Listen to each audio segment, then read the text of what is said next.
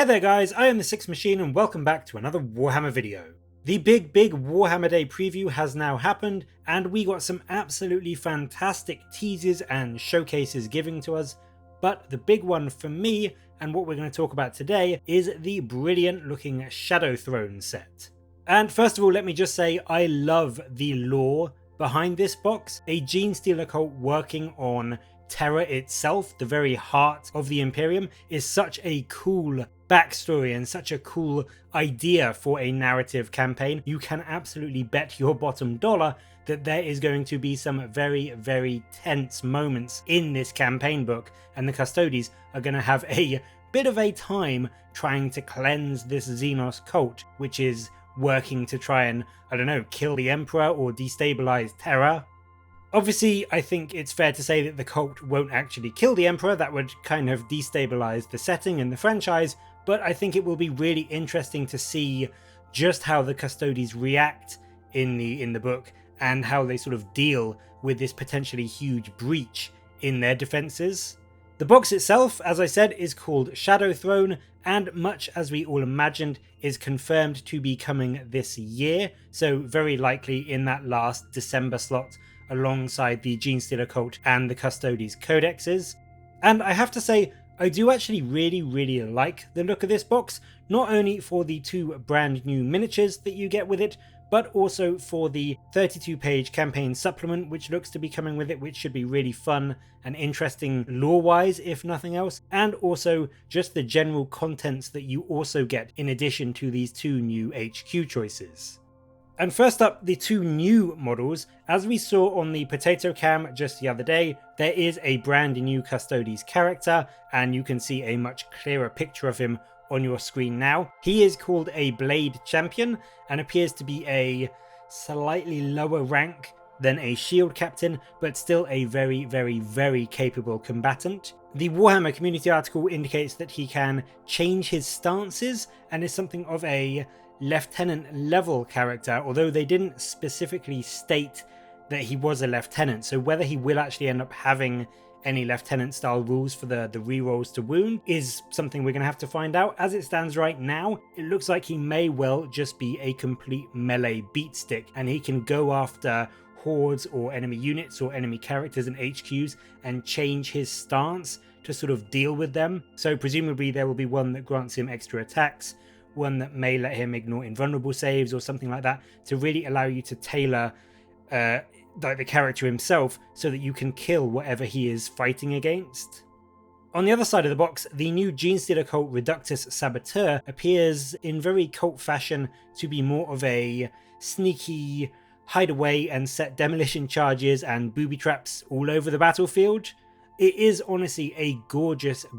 model, and it comes with a couple of head options as you can see on your screen now, and I really do love it. I love the model and I love the sound of what it's going to be like, not only lore wise but also on the battlefield. I think she's going to have some really nasty rules. And I love the idea of being able to essentially set her up in cover somewhere, but have all of these concealed, hidden explosives set around the battlefield that will cause your opponent to really have to think about where they're going to be moving their units, and could allow you to, set up some really nasty ambushes or cut off some key firing or movement lanes, which will really help to keep your units alive and also push your opponent to exactly where you want them to be. So I think she is going to be a very powerful unit for people that like that style of play and like that Genestealer Cult play style.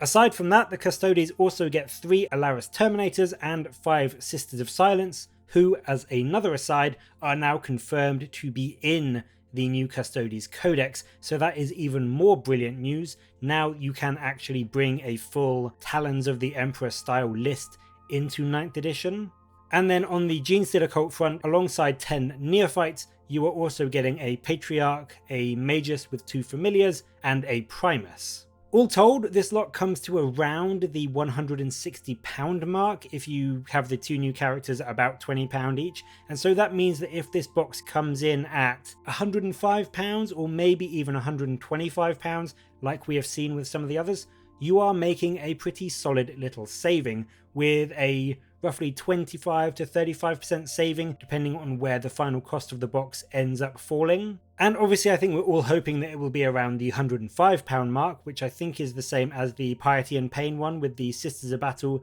and the Drukhari. But I have to say, in my heart, I really wouldn't be surprised if they sold this one at £125 instead. But still, even if they do that, getting 25 models, 2 being brand new, and some cool new rules and fluff in that 32-page campaign book, for £125, that still isn't too bad, I don't think. And then alongside the box, of course, much like we saw with Hexfire, are the 2 brand new codexes. And these both look fantastic. Honestly, some of the best pieces of cover art we have seen in 9th edition. I really love the Custodes one, but the Cult one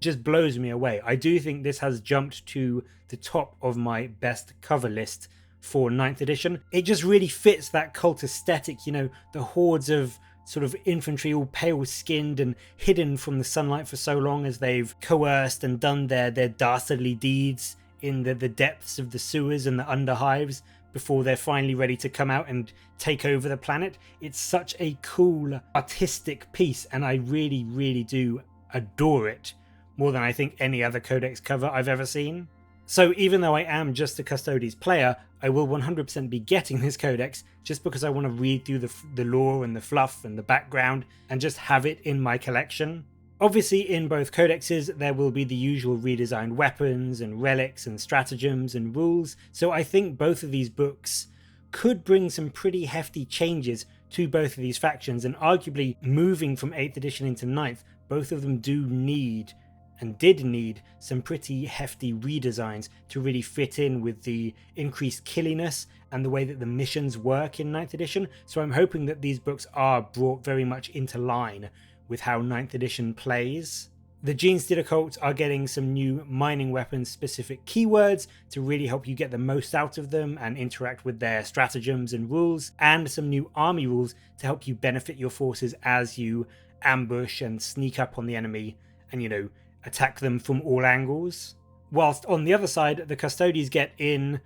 what is quite possibly one of the most exciting bits of news I've heard, a big change to their shield hosts.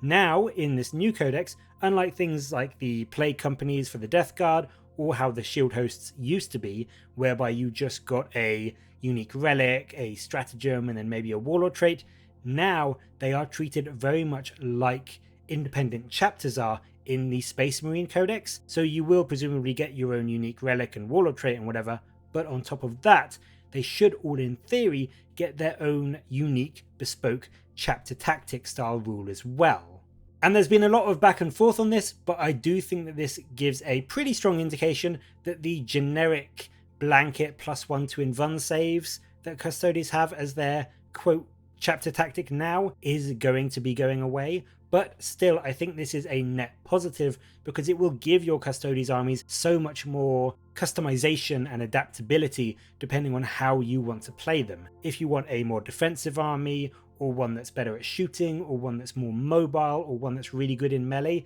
hopefully there will be a shield host that really lets you double down on that and really play to that particular play style really well. Overall, I am super excited for this box. As I said, I do collect Custodes, so the new Custodes Codex is also brilliant news for me. But I have to say, I do think that you Genestealer Cults players should also be equally happy with not only their new character, but also what looks to be like a very much improved and hopefully very fun new codex coming in December. But what did you think of the new box reveal today? Are you excited to try out the new Custodes, or are you hoping to bring down Terra alongside the Genestealer Cult? Let me know in the comments below, and as always, thank you very much for watching. Please do like and subscribe for more Warhammer content from me, but until next time, I'll catch you later, guys.